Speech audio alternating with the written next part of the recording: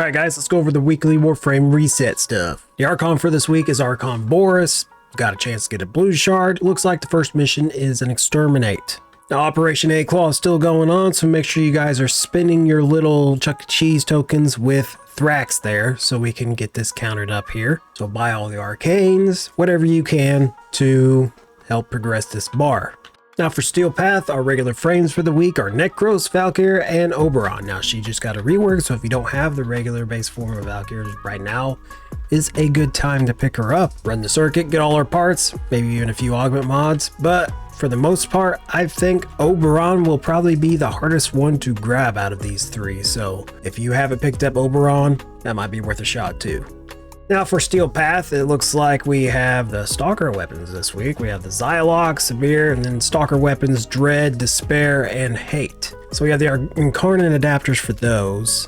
And then we also have some Riven mods and some Kuva if you already have all that. Now, like I said, Operation 8 Claw, we have that Isle Weaver still going on for the next week-ish, a little over. It's a good way to get your Pathos clans for any of the Incarnate adapters that you're still missing. Now over here with Teshin, what he has for the week is a no, not a shotgun, it's a kit gun Riven mod. I was excited for a second. So there's a kit gun Riven mod up here in that little weekly slot.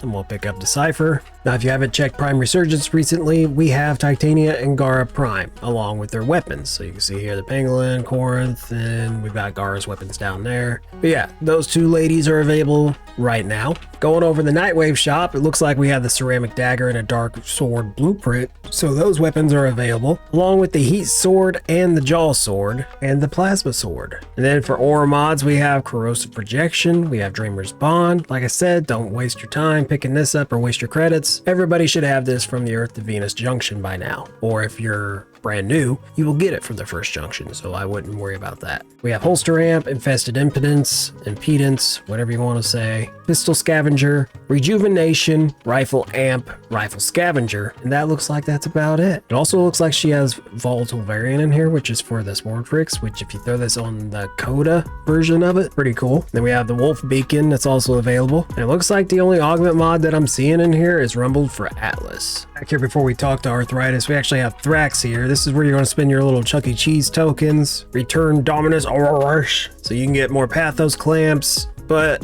you should probably pick up the arcanes first if possible. And as you can see here, I've bought almost all of them at least. So buy up your arcanes, buy whatever you're missing, and have fun with that. Okay, on Arthritis, let's go to Browse Wares. We have a Rifle Riven mod, looks like a Pistol Riven mod, Secondary Arcane Adapter, Exilus Weapon Adapter, and that's about it.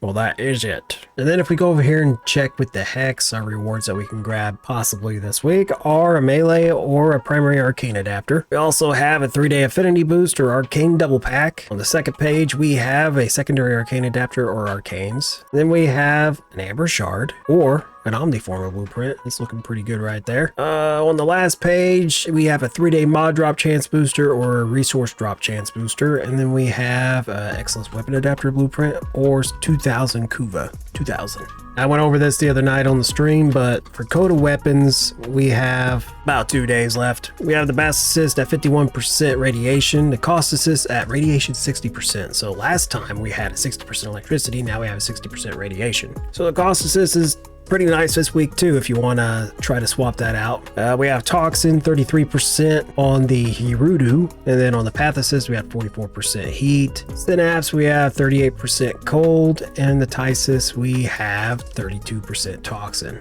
Now if you're wanting to change out that little type of status it has on the maybe the Cost Assist, if you don't want radiation, maybe you can swap it with Elemental Vice here that Eleanor has as well. Then here with the Red Veil 80 we have a couple Riven mods, some credits, and some Kuva. It's a good way to spend your Riven slivers every week. I always mention this because it's more of a reminder for myself too. Spend these Riven slivers so I can actually get something for them. I feel like I never go below 600. I've always got at least 600. Yeah, 601. And then next week I'll be back down to 600 something again. Anyways, guys, I've been having fun with the new Valkyrie rework, or Valkyr, whatever you want to call her. Anyways, she's been a lot of fun using her claws. But if you're wanting to check out maybe a Hildren Prime build or a Dante build, I'll put those down in the description for you. Other than that, that's all I got for you. I'll see you guys hopefully in the next stream on Tuesday. So